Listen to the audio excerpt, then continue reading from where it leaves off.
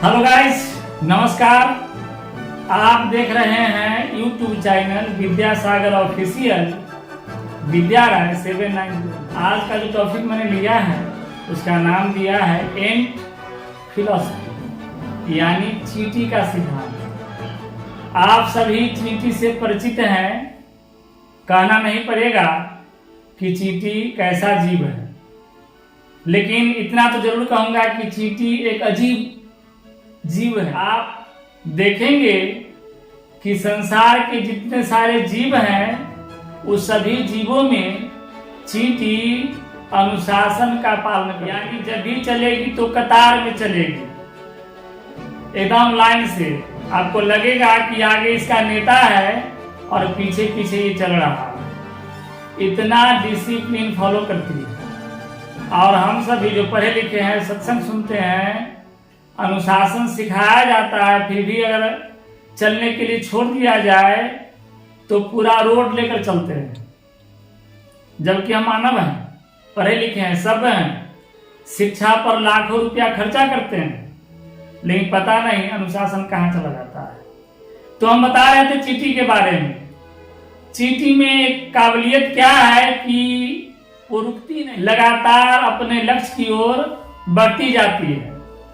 आप चींटी का रास्ता घेर दीजिए, वो आपके पैर से होकर के चली जाएगी, रास्ता मुड़कर चली जाएगी, लेकिन वापस नहीं लौटेगी।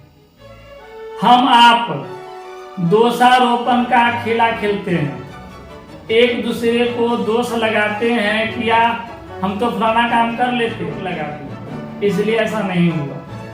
लेकिन ऐसी कोई बात नहीं है।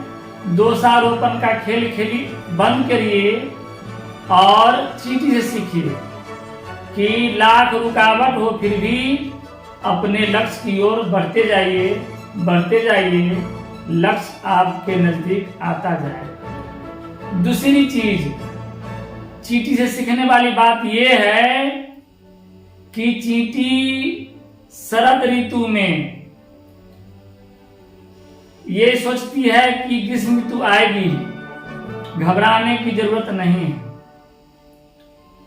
ये माने बिल्कुल आशा पर वह जीती है कि आने वाले दिनों में ग्रीष्म ऋतु आएगी, शरद ऋतु जब तक है तब तक। मतलब ये कि हमारे जीवन में भी दुख भरे दिन आते हैं, लेकिन हमें सहन शक्ति नहीं होती है, धैर्य नहीं रहता है और हम घबरा जाते हैं, इंतजार नहीं कर पाते हैं, लेकिन चींटियां इंतजार करती हैं। दूसरी चीज, गर्मी के ऋतु में यानी ग्रीष्म ऋतु में चींटियां खूब खटती है। वो ये सोचती है कि आने वाले दिनों में शरद ऋतु आ जाएगी और आज अगर हम भोजन इकट्ठा नहीं करेंगे तो शरद ऋतु में कहां से खाएंगे। लेकिन आज के इंसान सिर्फ आज के बारे में सोचते हैं कि आज अच्छा हो, कल का कोई पता नहीं। लेकिन नहीं, कल का पता होना बहुत जरूरी है।